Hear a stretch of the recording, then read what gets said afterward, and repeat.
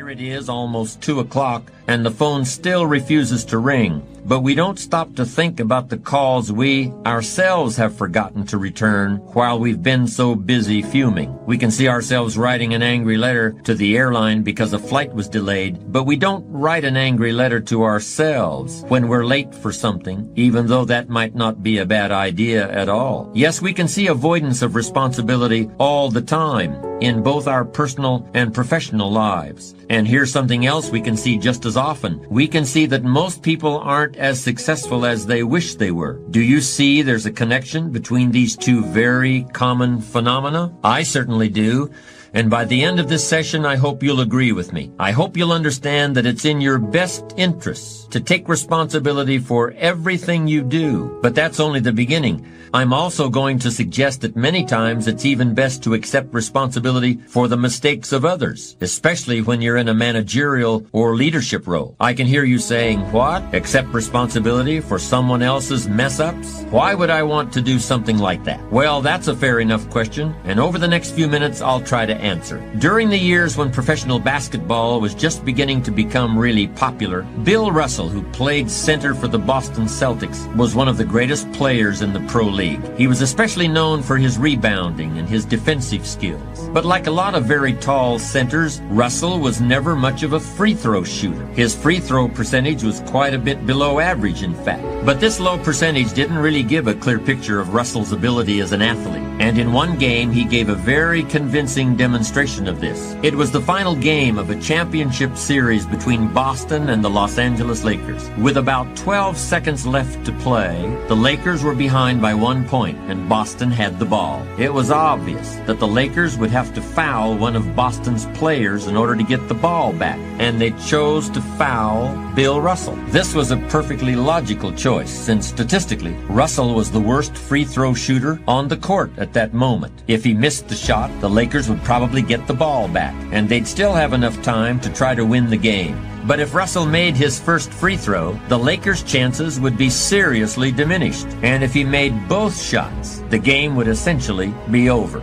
Bill Russell had a very peculiar style of shooting free throws. Today, no self-respecting basketball player anywhere in America would attempt it. Aside from the question of whether it's an effective way to shoot a basket, it just looked too ridiculous. Whenever he had to shoot a free throw, the 6'11" Russell would start off holding the ball in both hands about waist high. Then he'd squat down, and as he straightened up, he'd let go of the ball. It looked like he was trying to throw a bucket of dirt over a wall. But regardless of how he looked, as soon as Bill Russell was fouled, he knew the Celtics were going to win the game. He was absolutely certain of it. Because in a situation like this, statistics and percentages mean nothing. There was a much more important factor at work, something that no one has found a way to express in numbers and decimal points. Simply put, Bill Russell was a player who wanted to take responsibility for the success or failure of his team. He wanted the weight on his shoulders in a situation like this. No possibility for excuses, no possibility of blaming anyone else if the game was lost, no second guessing.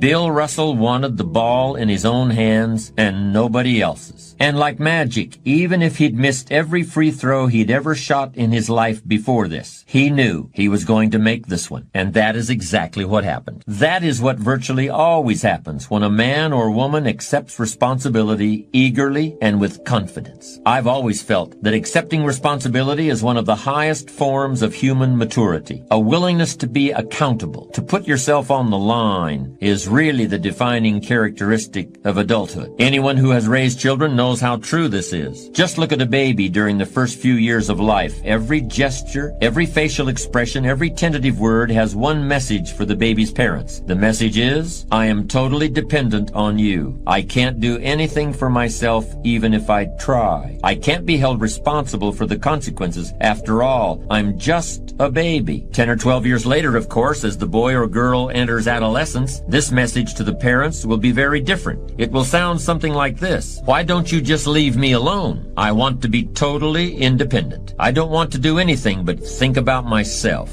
I certainly don't want to accept any responsibility for anything beyond my own very well-defined needs and desires. It's only when we're at last grown up that the first two messages, I'm totally dependent on you and I'm totally independent of you, finally turn into you can depend on me, which is the truly adult outlook. Strange as it may seem, of course, there are people in their 30s and 40s who are still acting like adolescents. And there are even people in their 40s and 50s who are still acting like babies as far as their attitude toward responsibility is concerned. These kinds of people can be hard to have around, especially if you have to work with them. But the large number of people who shirk responsibility can also provide opportunities for you if you are determined to be different. If you decide to be one of the few who embraces responsibility, you can lead, and you will deserve to lead. Churchill said responsibility is the price of greatness. And in my opinion, it's really a rather small price to pay. Let me be more specific about exactly what is involved in becoming a responsible person. It means, first of all, that you accept the consequences of your actions. But I'll go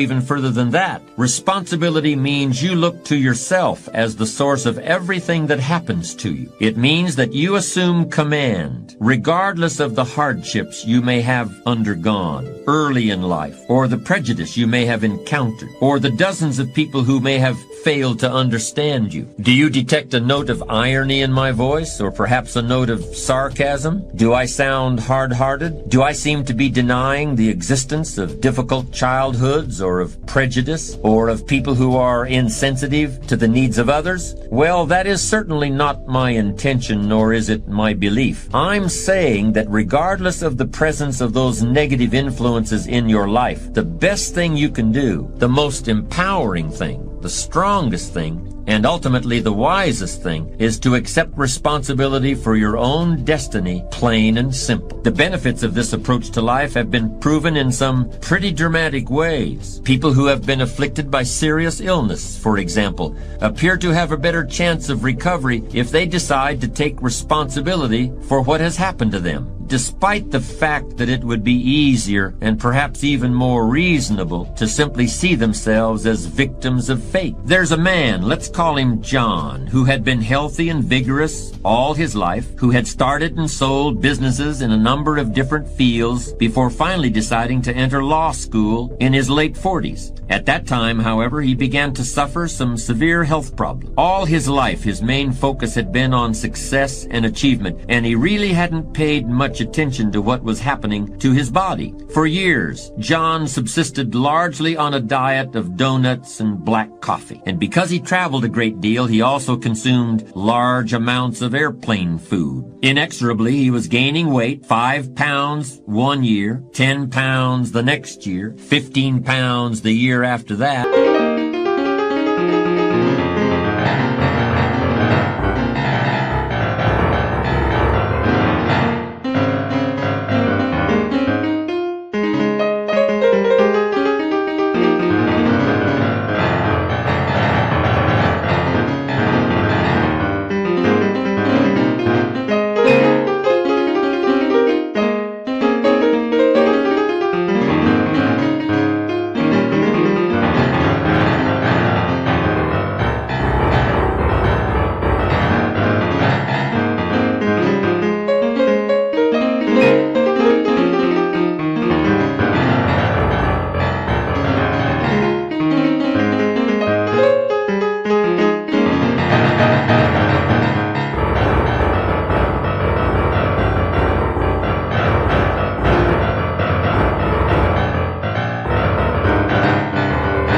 Of course, John responded by opening a number of stores that featured clothing for overweight men, and he even used himself in his advertisements. In retrospect, this was probably a mistake. It gave him an incentive to gain even more weight. One year, John gained 20 pounds and actually bragged about that fact in his newspaper ads. Then he was diagnosed with severe diabetes. Although John's physicians assured him that the disease was brought about as much by heredity as by behavioral patterns, he was the kind of man who believed that he was the captain of his own ship, not a common sailor taking orders from someone higher up. He was a man of strong character. And now, in the face of this new challenge, John resolved to begin taking responsibility for his own well-being. As he explains it, all my adult life I've been preoccupied with supporting my family and getting ahead financially. It was a sense of responsibility that I felt, and to a large extent I have lived up to it. But I can see now that responsibility is beginning to express itself in a different way. Providing for my family is not just a matter of dollars and cents anymore. It's a matter of staying alive. It's my health, and it's the health of my family that's at stake as well. John continues, I'm not setting a good example for my kids. They've seen me gaining weight. They've seen me literally brag about it in my advertisements, and lately they've been gaining weight themselves. I think in some sense they believe this is what I want them to do, and maybe they're not completely wrong. In fact, I've been thinking of including my kids in some new advertisements, and depending upon how it goes over, I've had it in the back of my mind to open up some clothing stores for overweight youngsters. John's eyes begin to light up at the thought of expanding his business and cashing in on new opportunities. I've gotten myself locked into a certain kind of thinking, and now I've got to get myself out of it.